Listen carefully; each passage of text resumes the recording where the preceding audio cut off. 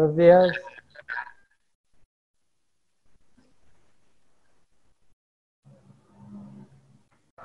Buenos días. Buenos días.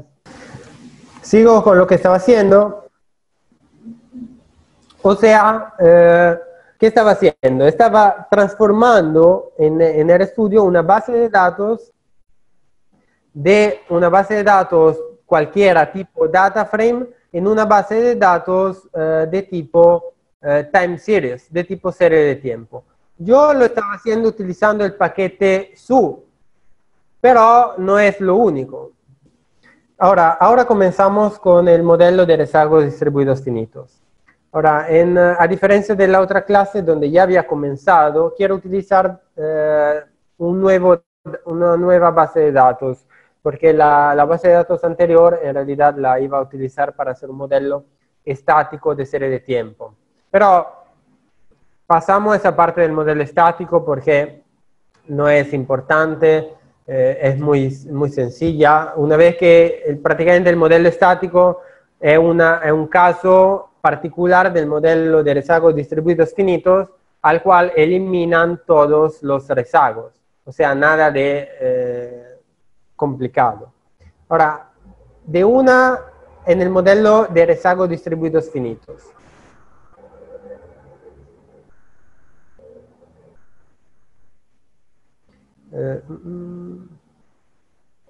Ahora voy a utilizar una base de datos que le voy a enseñar,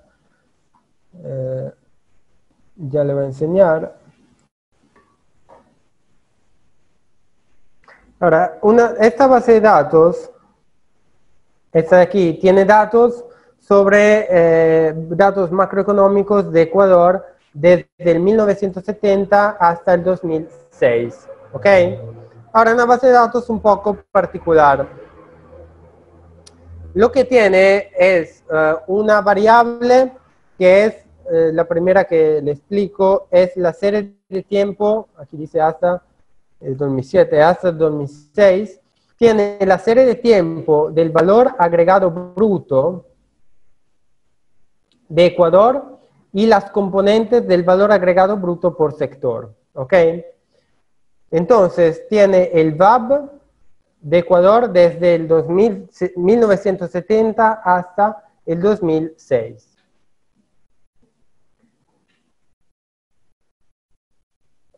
Tiene el VAB total de toda la economía y el VAB por sector. Pero nosotros, para el ejemplo, vamos a utilizar solo el valor agregado bruto total. La variable valor agregado bruto total es esta de aquí. ¿Ok?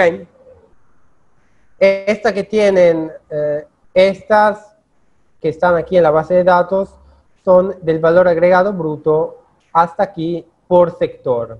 Donde sectores, por sectores entendemos agricultura, manufacturero,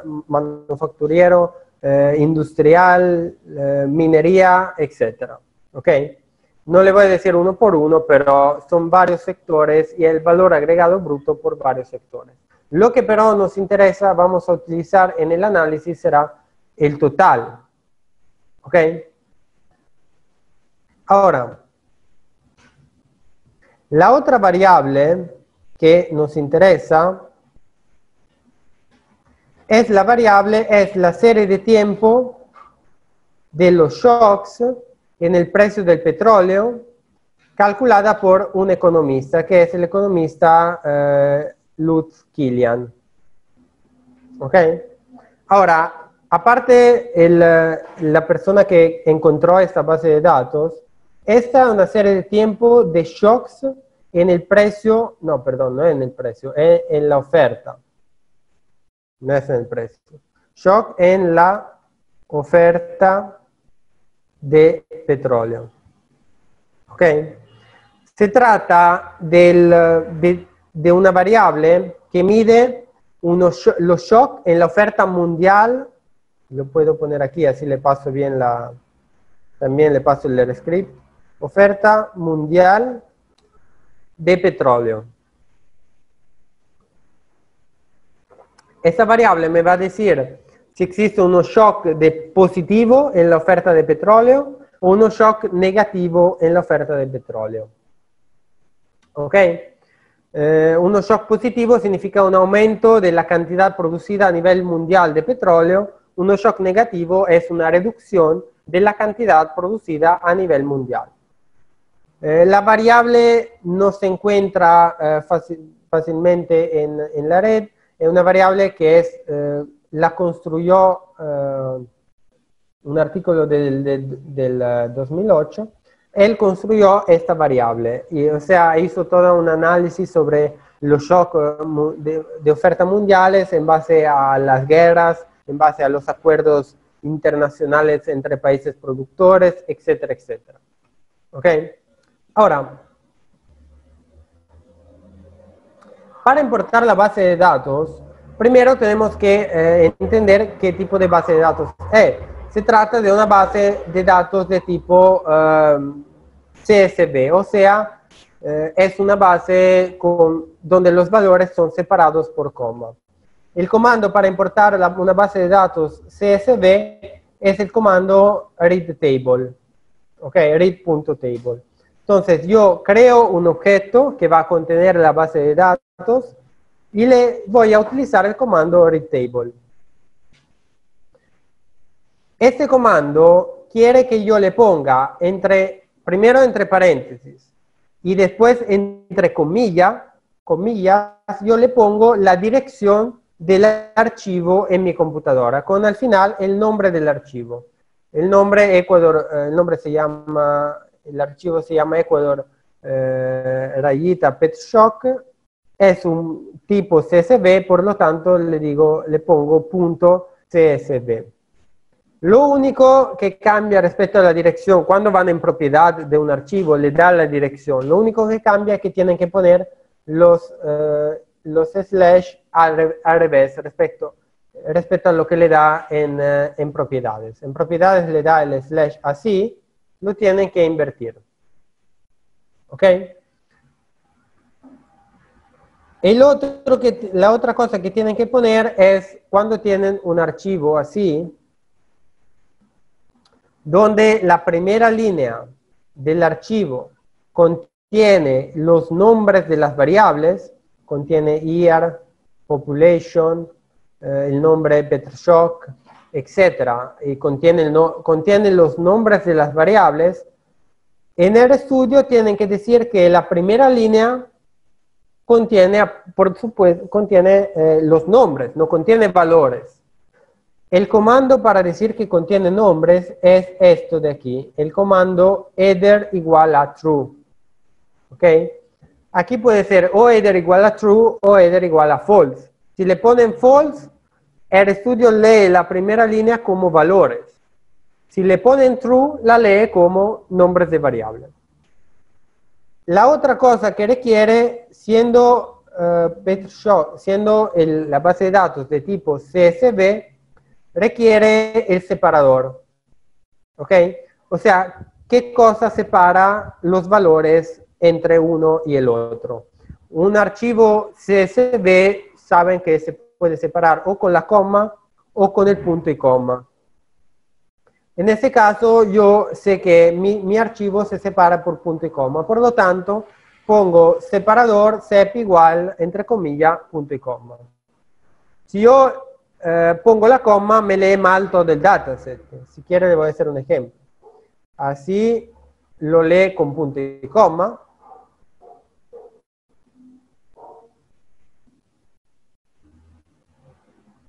¿Ok? Así lo lee correctamente con punto y coma.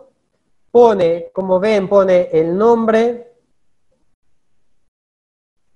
Pone el nombre de las variables. La primera línea la pone como nombre de variables. Y aquí está leyendo correctamente lo que son los datos. En cada celda pone su dato. Si yo me equivocaba y le ponía, pero eso lo ve haciendo una prueba, ¿no? Si yo aquí le pongo la coma, pensando que mi archivo se separa por coma, lo voy a leer, lo voy a abrir y aquí está abierto completamente mal. ¿Ok? Los datos prácticamente en la primera columna, no, me pone ni siquiera la primera, me pone una única columna donde pone todos los datos. ¿Ok? Esa lo abre mal, pero yo revisando aquí veo que entre un número y otro está un punto y coma. Por lo tanto, yo entiendo que el separador es el punto y coma, no es la coma. Y lo voy a corregir.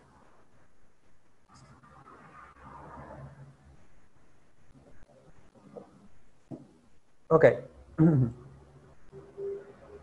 Entonces pongo punto y coma.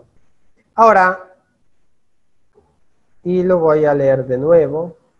Cuando ustedes leen varias veces un comando y le dan el mismo objeto, lo que hace RStudio es sobreescribir el objeto.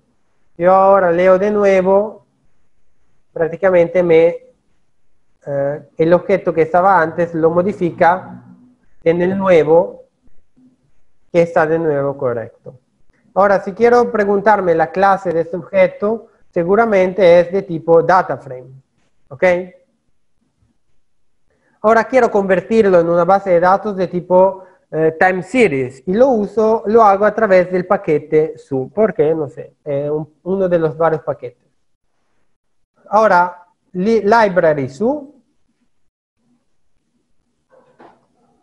escribo el nuevo objeto que quiero. Mejor, en lugar de esto le pongo, digamos, le pongo su. ¿Ok? Entonces, ek Petroshock rayita su, lo uso con el comando, lo transformo con el comando readSu. Ahora, readSu quiere que le ponga primero el nombre del dataset, de la base de datos inicial, o sea, esta. Entonces, la base de datos que acabo de crear de tipo DataFrame, la pongo aquí y pongo como columna el index column es la columna que yo quiero que sea el índice temporal. En este caso voy a ver el índice temporal es la primera columna, la columna year, ¿ok? Yo quiero que year, la primera columna, sea mi índice temporal. Por lo tanto, pongo aquí index column igual a 1. Leo el comando y me dice que crea una subseries from, y aquí lo dice, 1970 to 2006.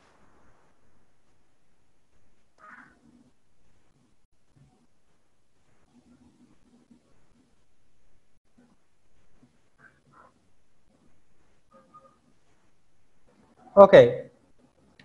Ahora, aquí está mal. Index column igual a 1.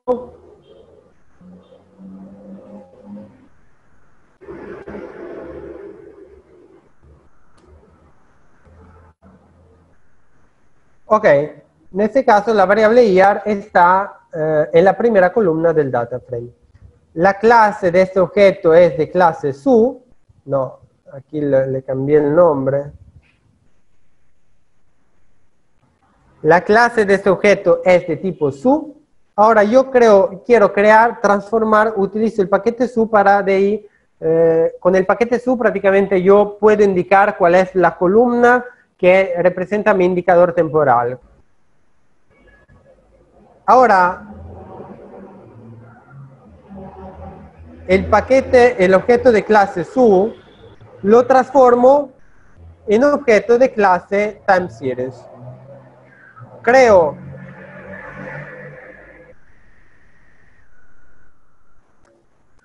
un nuevo objeto, una nueva base de datos que llamo Petroshock timeSeries, TS.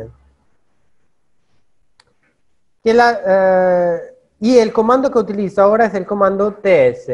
Una vez que ya conozco, dije a RStudio cuál es la columna que indica el tiempo, voy a utilizar el comando TS. Aquí simplemente le pongo la base de datos de tipo su, Le digo que el año inicial es el 1970 y el año final, aquí está mal, es el 2006.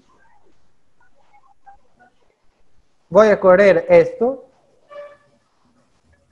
Ok, se creó aquí una nueva data que ahora es time series, es de clase TS, que contiene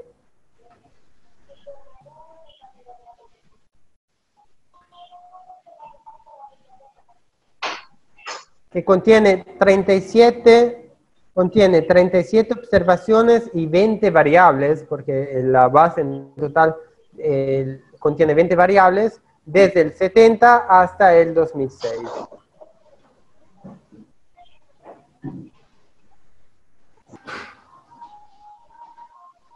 Ahora, la clase de ese nuevo objeto es de... Esta clase la pueden ver aquí, del objeto que construí con el comando ts, que es lo que al final voy a utilizar para el análisis, es de tipo mts ts matrix.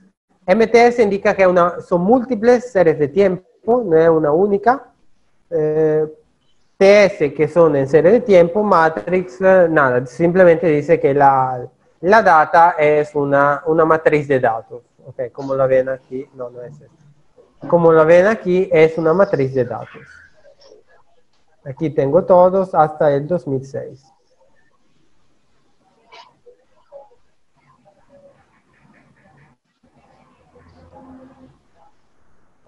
Ahora veamos algunos gráficos para comenzar a visualizar la serie de tiempo. Siempre cuando se trata de análisis de serie de tiempo, la gráfica es importante. El comando para hacer gráficos está aquí. Ahora, primero utilizo este comando. Este otro, aunque no son todos completamente necesarios, este comando sería para dividir la pantalla de los gráficos, pero creo que funcione igualmente sin utilizarlo. El comando para hacer gráfico es el comando plot. ¿Ok? Plot me hace los gráficos. Yo quiero hacer el plot no de todo el dataset, porque aquí el dataset tiene varias variables. ¿Ok? Aquí tiene population, Petrushock, y tiene estas. Estos son, de ahí le voy a explicar bien, estos son los rezagos de la variable independiente. ¿Ok? Petrushock será, todavía el modelo no le explico bien, pero Petrushock será nuestra variable independiente y va a tener en nuestro modelo hasta 5 rezagos.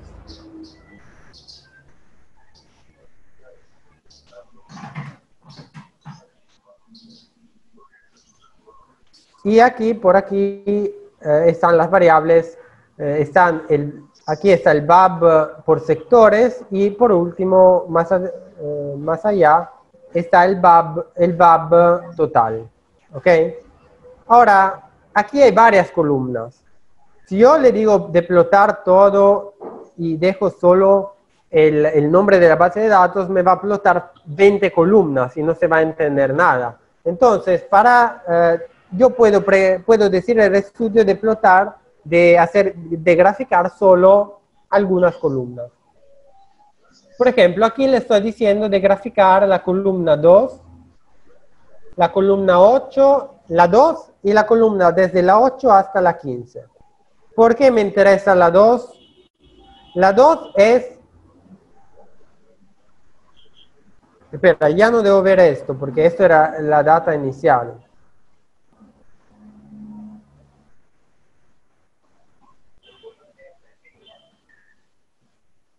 Para visualizar la última data que ya está transformada como una data de tipo time series, la escribo aquí, ec.petrushock, quiero visualizar la última que tengo, la que se llama ec.petrushock rayita ts. ¿Ok? Le doy el envío Y así es como se visualiza.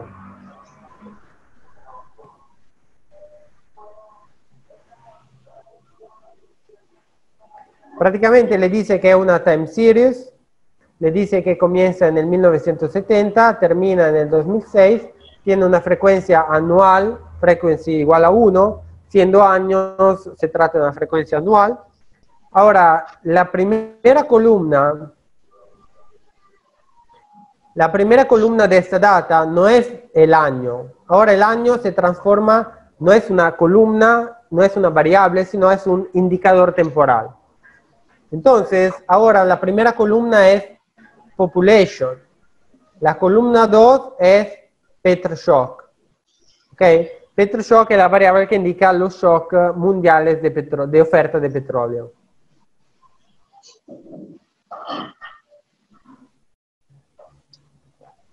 Ahora, yo quiero graficar la segunda, que es Petroshock, y aquí dice de graficar desde la 8 hasta la 15. Desde la 8 hasta la 15 serían desde el VAB por sectores y el VAB total, que es la última. Esa es la 8, si hacemos la cuenta, veamos si es correcto. Sería 1, 2, 3, 4, 5, 6, 7, 8. Ok, esa es la 8. Quiero graficar el VAB por cada sector y el VAB total. Hacemos este plot, hagamos este plot. Aquí le da el tipo de plot. Yo le pongo múltiple porque quiero que en cada... quiero un cuadro por cada variable. Si yo no le pongo múltiple, lo que hace es plotar, graficar todas las series en el mismo cuadro. Y no se va haciendo, en este caso, 2, 3, 6, 9, 8 series, no se va a entender nada. Entonces yo pongo múltiple y estos comandos me sirven para dar el color y para dar el tipo. Lo voy a correr.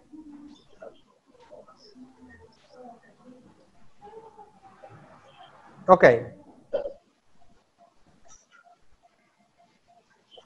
Esto es el gráfico que me aparece.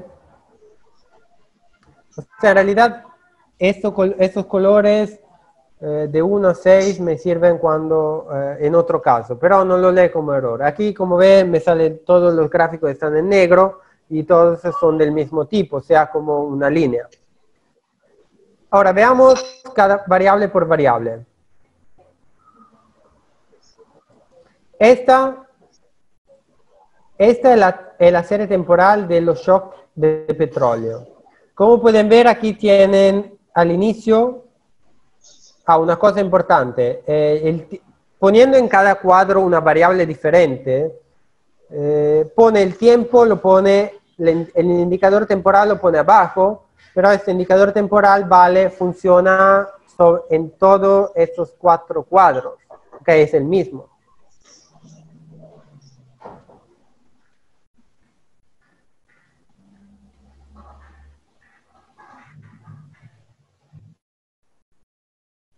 ¿Ok? Ahora, esta es la variable shock de petróleo. Cuando está en 0, prácticamente aquí se supone que no hay ningún shock internacional en oferta.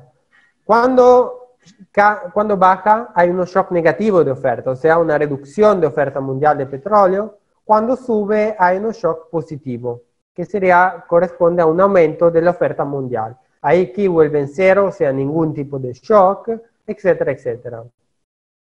Las otras, aparte de esta, que es la variable independiente, y esta misma variable vamos a considerarla rezagada de hasta 5 periodos, las otras serían todas variables dependientes para hacer varios modelos. Pero esta digamos que es esto es el VAB para el sector agrícola. Esto me parece que para el sector manufacturero y etcétera. Ahora no me acuerdo de todos. Esto, lo que me interesa al final para mi modelo sería este de aquí, que es el VAB total. se observa que el VAB total tiene una tendencia claramente positiva, casi lineal, ¿ok?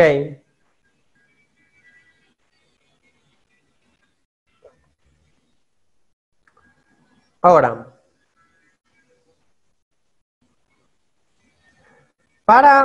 si queremos considerar los gráficos solo de las variables que nos interesan,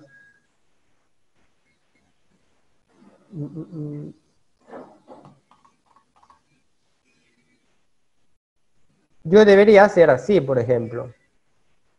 Si me interesa solo la variable VAB, o sea, perdón, Petroshock y el VAB total, yo simplemente este mismo comando, aquí lo copio, elimino lo que son las columnas que no me interesan, tengo solo estas dos, le doy el envío. Ok, aquí tengo solo las dos que me interesan. Ahora, viéndolas así, las series de tiempo que me interesan, puedo preguntarme algunas cosas. Ahora, lo que me interesa preguntarme en este análisis es, yo quiero el VAB total como variable dependiente. O sea, lo que quiero es predecir el valor agregado bruto total de Ecuador respecto a los shocks internacionales de oferta de petróleo, pero los shocks internacionales serán considerados contemporáneos y rezagados hasta 5 periodos. Prácticamente, imagínense que a nivel internacional ocurre un shock, por ejemplo, un shock positivo. ¿Ok? Entonces, que yo esté aquí. Esto es un shock positivo. Yo quiero verificar cuál es el efecto contemporáneo de un shock positivo sobre el VAB. Quiero el efecto rezagado de un periodo, el efecto rezagado de 2 periodos, rezagado de 3 periodos, hasta rezagados de 4 y de 5. ¿Ok? Esto es de 5 periodos. Aquí está el 1985. No, a ver, digamos, esto no era el 80. Digamos que el de 5 periodos está un poquito más acá. Ok, vabbè, eso no importa tanto. Por lo tanto, a mí me interesa verificar cómo uno shock internacional de oferta de petróleo tiene un efecto en la economía de Ecuador. Pero yo quiero ver cuál es el efecto contemporáneo y quiero ver cuál es el efecto después de algunos periodos. Para entender qué cosa. El objetivo de este trabajo es entender si un shock internacional de oferta de petróleo produce un efecto, primero, si el efecto que produce es positivo o negativo. Porque esto quiero saber, si produce un efecto positivo o negativo. Segundo, aunque el efecto fuera negativo, yo quiero entender si el efecto negativo dura un periodo y de ahí desaparece, o si dura 2 periodos, o si dura, o si en cambio dura a largo plazo. ¿Ok? Esta es la pregunta de investigación que yo me hago. ¿Un shock internacional tiene un efecto en el corto plazo sobre la economía de Ecuador? ¿Tiene un efecto en el largo plazo sobre la economía de Ecuador? Esta es la pregunta. Para esto utilizo el modelo de rezagos. ¿Ok? Modelo de rezagos, ¿por qué? Porque en el modelo de rezagos distribuidos finitos, la variable independiente la tengo, voy a considerar los rezagos de la independiente, por lo tanto yo puedo estimar el efecto de una variación de la X sobre la Y, el efecto contemporáneo y también el efecto después de algunos periodos. Cuando todavía, algo que todavía no hicimos, que es la propensión de largo plazo, con la propensión de largo plazo, que es la PLP, yo podré estimar el efecto a largo plazo permanente. Si existe un efecto a largo plazo permanente en la economía de Ecuador, en este caso.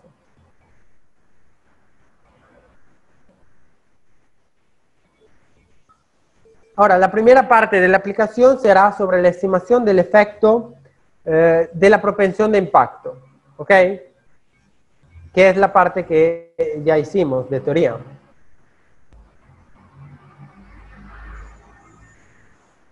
Ahora, aquí dice que es necesario crear las variables rezagadas. Claro, o sea, es necesario cuando yo quiero utilizar un modelo de rezagos distribuidos finitos, es necesario que en mi base de datos existan las variables rezagadas. Si no existen, yo tengo que crearlas.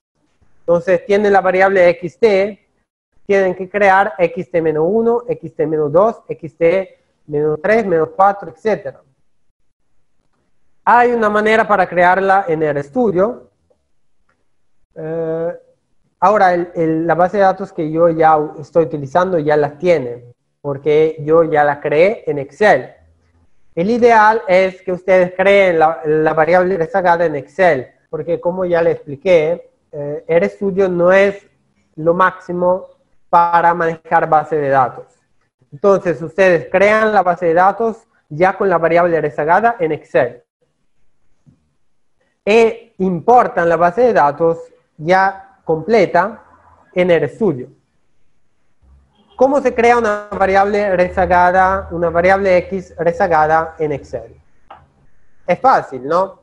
Ahora, imaginen que esta sea la X. Esta, digamos que no la tienen. Estas son las rezagadas.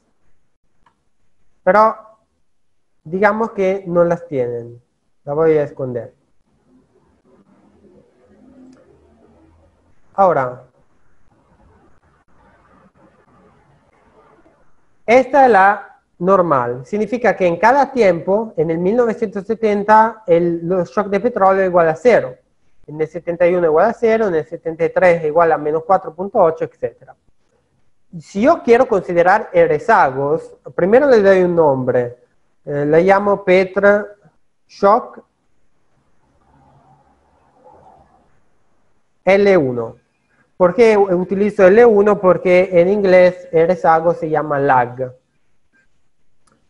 Ahora, en el 1970, la variable rezagada en teoría debe contener el dato del 1969. O sea, debe contener el dato rezagado de un periodo. Pero el dato del 1969 no existe. O sea, no es que no existe, existe, pero en la base de datos no lo tenemos. ¿Ok? Si se puede recuperar, ok, pero aquí no lo tenemos. Por lo tanto, la primera celda la dejamos vacías. En la segunda celda voy a poner el valor rezagado de un periodo respecto al 1971. O sea, debo poner el valor de Petroshock un periodo anterior, en T-1. El valor es 0. Ok, debo poner esto.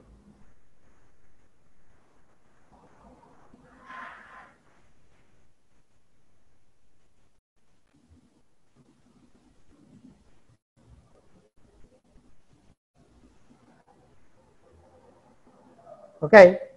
Y asimismo, esto lo debo poner aquí, esto lo debo poner aquí, etc.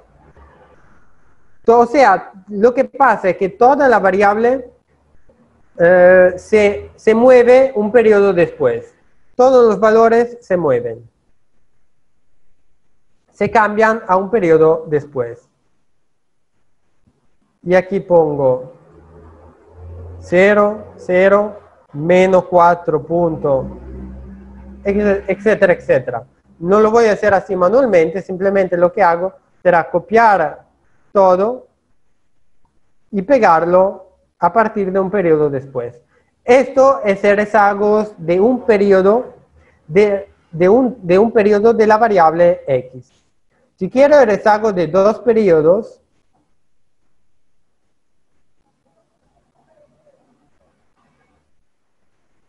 que sería Petroshock L2, la variable rezagada de un periodo la muevo de nuevo. Ok, la pongo aquí. Ahora, yo no tengo, aquí no tengo los primeros dos valores, porque yo respecto al 1970 me falta el 1969 y me falta el 68. ¿Ok? Por lo tanto, aquí debo dejar vacíos. Lo que pasa al final es que aquí tengo valores que me sobran. Estos los voy a eliminar porque no los puedo considerar. ¿Ok? No me interesan. O sea, se supera lo que es el límite de mi base de datos. Si yo no tengo la variable, es inútil que yo aquí ponga un valor para la X y no tengo el valor para la Y. ¿Ok? Por lo tanto, lo voy a eliminar. Yo estoy haciendo la hipótesis que yo solo tengo a disposición ese periodo. Ahora, si yo puedo encontrar otros periodos, mejor. Pero aquí, digamos que no hay más datos, entonces elimino todo lo que no me sirve.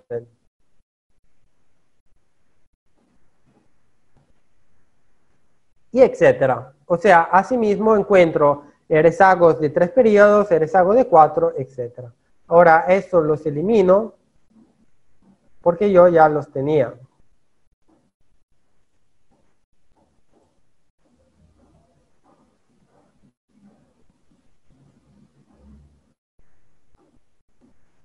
Ok. Yo aquí ya los tenía todos.